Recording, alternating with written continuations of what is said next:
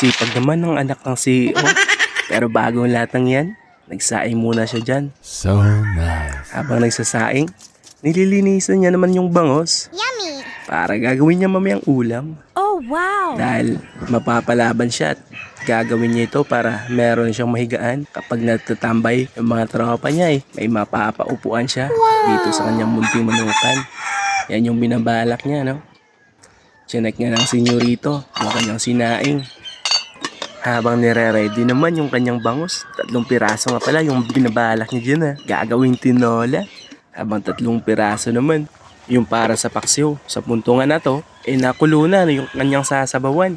Nilagay na rin ng senyorito yung mga panakot sa kinabuhi. Sa puntungan na ito ay tinitikman na ng senyorito yung kanyang niluluto at gutom na yung senyorito nyo, no? At eto na nga, kinukuha ng senyorito yung kanyang paboritong ulo ng bangos. Nakahanda na yung pagkain ng senyorito. Habang kumakain, nakabang naman yung kanyang gagawin mamaya. Sa punto na to, halatang hindi pinatawad ng senyorito yung kanyang pagkain. At nang makapagpahinga ang senyorito, bigla na naman sinimulan yung kanyang trabaho. Dito nga ay nire-ready na niya yung kawayan na gagawin niyang sahig. Hindi na nga nagpadugay-dugay yung senyorito. At ganyan nang nilinisan yung kanyang mga gagawing sahig. Napaka-active niya ng senyorito na anak ng CEO.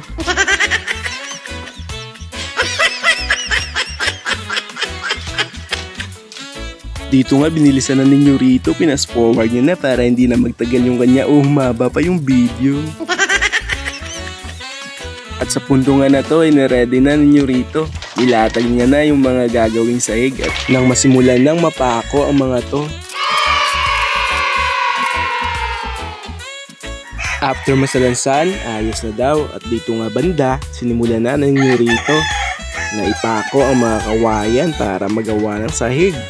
Dahil madalas tuwing hapon or araw ng Sabado at Linggo dito natambay para magkape yung mga tropa niya. Pagbangon tayo. Nescafe nga. 3-in-1? Hindi, yung puro. Nescafe Classic. Bunga ng 100% puro at natural. Kaping-kape ang lasa at aroma para 100%. Kayong mga nyor, alam ko mahilig din kayo magkape.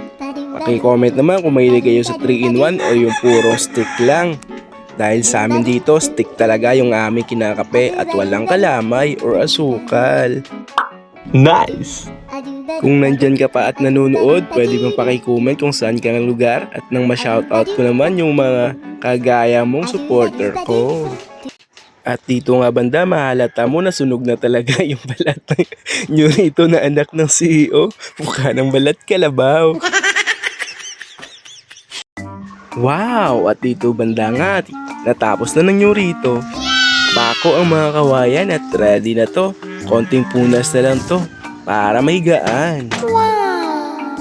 So far, all goods na rin at dito nga banda winawasiwas na ng senyorito yung tubig para mabanlawan yung kawayan at nang mapunasan na rin at magamit na. Konting tip lang mga nyor, no? Bago nyo gamitin yung mga bagong sahig nyo na kawayan, kailangan pupunasan nyo muna yan at babasain ng tubig. Mukha yatang baliktad.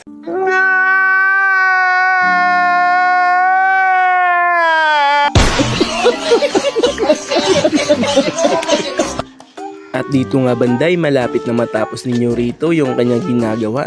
Siyempre malapit na rin matapos yung ating video.